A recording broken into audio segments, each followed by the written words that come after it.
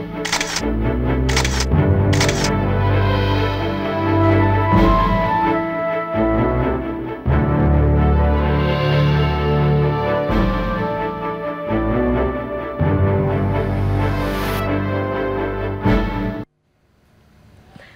আলাইকুম। শুরু করছি নগদ জনপদের খবর। আমি রিদিতা রেজা। দর্শক, এখনকার এই সংবাদ আয়োজন একই সঙ্গে চ্যানেলের ইউটিউব চ্যানেল এবং চ্যানেলের ওটিটি প্ল্যাটফর্ম আইস্ক্রিনে লাইভ স্ট্রিম হচ্ছে। সারা দেশে বইছে তীব্র তাপপ্রবাহ। পরিস্থিতি বিবেচনায় দেশ জুড়ে আবারও 3 দিনের হিট অ্যালার্ট জারি করেছে আবহাওয়া অধিদপ্তর। এমন পরিস্থিতিতেই খুলেছে দেশের প্রাথমিক, মাধ্যমিক স্কুল, কলেজ, মাদ্রাসা ও কারিগরি শিক্ষা প্রতিষ্ঠানগুলো। আবহাওয়া অধিদপ্তর জানিয়েছে আগামী 2রা মের আগে বৃষ্টির সম্ভাবনা নেই। ইফতেখার উদ্দিনের রিপোর্ট। একদিকে বইছে তীব্র তাপপ্রবাহ, অন্যদিকে বাতাসে জলীয় বাষ্পের আধিক্য বাড়িয়ে দিচ্ছে অস্বস্তির মাত্রা। এরই মধ্যে এক সপ্তাহ বন্ধ থাকার পর খুলেছে শিক্ষা প্রতিষ্ঠানগুলো। কষ্ট তো অবশ্যই হয়, যে হিট, যে ওয়েদার, আসলে অনেকে হিট স্ট্রোক করতেছে, এই ভয়ে অনেকে স্কুলে আসে না, অ্যাবসেন্ট থাকে। তারপর অনেক কষ্ট করে আসতে হয়, বিকজ অ্যাবসেন্ট তো দেওয়া যাবে না। 7 দিন বন্ধ দেওয়ার পর আজকে স্কুল খুলছে, গরমের জন্য 7 দিন। এই রোদে স্কুলে আসা আমাদের জন্য অনেক কষ্টকর, কারণ হচ্ছে সকালবেলা অনেকটা হালকা শীত থাকলে কিন্তু এরকম সময় অনেক গরম থাকে, মাথা গরম হয়ে গেছে। আবহাওয়া অধিদপ্তর আবারও 3 দিনের হিট অ্যালার্ট জারি করেছে। দিনাজপুর, রাঙ্গামাটি, চাঁদপুর, ফেনী ও বান্দরবান জেলাসহ রাজশাহী, খুলনা বিভাগের অবশিষ্ট জেলাসমূহ এবং ঢাকা ও বরিশাল বিভাগের উপর দিয়ে মৃদু থেকে মাঝারি ধরনের তাপপ্রবাহ বয়ে যাচ্ছে এবং তা অব্যাহত থাকতে পারে। এবং এই তাপপ্রবাহ অব্যাহত থাকার জন্য আমরা আজকে সকাল 9:30টার সময় আবার 72 ঘন্টার জন্য তাপপ্রবাহ সতর্কবার্তা জারি করছি।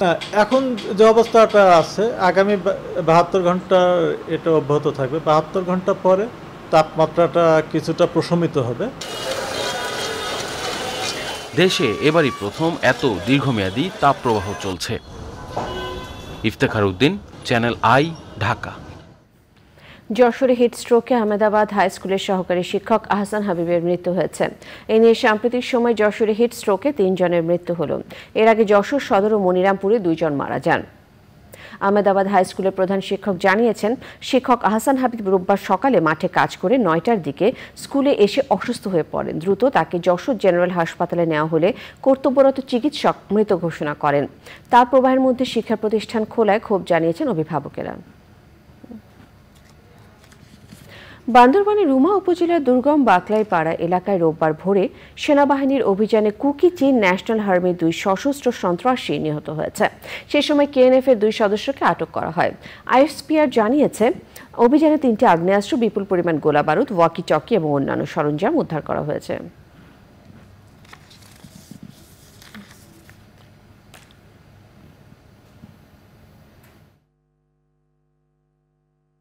এবারে প্রতিনিধি পাঠক তথ্য ভিডিও চিত্রনী সুদীপ্ত মাহমুদের রিপোর্ট। গাজীপুরে 6ষ্ঠ উপজেলা পরিষদ নির্বাচন উপলক্ষে ভোটগ্রহণ কর্মকর্তাদের 2 দিনের প্রশিক্ষণ দেওয়া হয়েছে।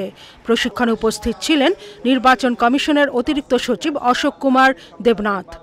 বরিশালে 6ষ্ঠ উপজেলা পরিষদের সাধারণ নির্বাচন উপলক্ষে বরিশাল সদর ও বাখেরগঞ্জ উপজেলার নির্বাচন সংশ্লিষ্ট কর্মকর্তাদের উপস্থিতিতে প্রার্থীদের সাথে আচরণবিধি এবং বিভিন্ন বিষয় মতবিনিময় করেছেন নির্বাচন commissioner brigadier general Mohammad Ahsan Habib Khan. Chandpur Matlab Uttar Upazila পরিষদ নির্বাচনে সুষ্ঠু পরিবেশ নিয়ে শঙ্কা প্রকাশ করে সংবাদ সম্মেলন করেছেন আনারস প্রতীকে চেয়ারম্যান প্রার্থী গাজী মুক্তার হোসেন। স্বাধীনতা চিকিৎসা পরিষদ শেখ হাসিনা জাতীয় বার্ন ও প্লাস্টিক সার্জারি ইনস্টিটিউট শাখার নতুন কমিটির নেতাদের সাথে নিয়ে জাতির পিতা বঙ্গবন্ধু শেখ মুজিবুর রহমানের সমাধিতে শ্রদ্ধা জানিয়েছেন স্বাস্থ্য ও পরিবার কল্যাণ মন্ত্রণালয়ের মন্ত্রী ডাক্তার সামন্তলাল সেন। কুড়িগ্রামে মন্দির ভিত্তিক শিশু ও গণশিক্ষা কার্যক্রম বিষয়ে প্রকল্পের আওতায় জেলা কর্মশালা হয়েছে। উদ্বোধন করেন জেলা প্রশাসক মোহাম্মদ সাইদুল আরিফ।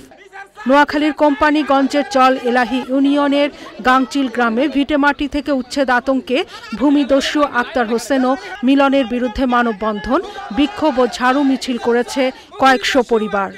মাদারীপুরে এইচআইভি সচেতনতামূলক কর্মশালা হয়েছে। প্রধান অতিথি ছিলেন স্বাস্থ্য অধিদপ্তরের সাবেক পরিচালক ডাক্তার জসিম উদ্দিন। ভোলায় মৎস্যজীবী পরিবারের বেকার যুবকদের দক্ষতা উন্নয়নে 15 দিনের টুপি সেলাই প্রশিক্ষণ শেষে সার্টিফিকেট দেওয়া হয়েছে।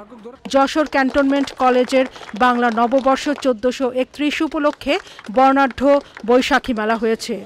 উদ্বোধন করেন 55 পদাতিক ডিভিশন এবং এরিয়া কমান্ডার যশোর অঞ্চলের মেজর জেনারেল মোহাম্মদ মাহবুবুর রশিদ।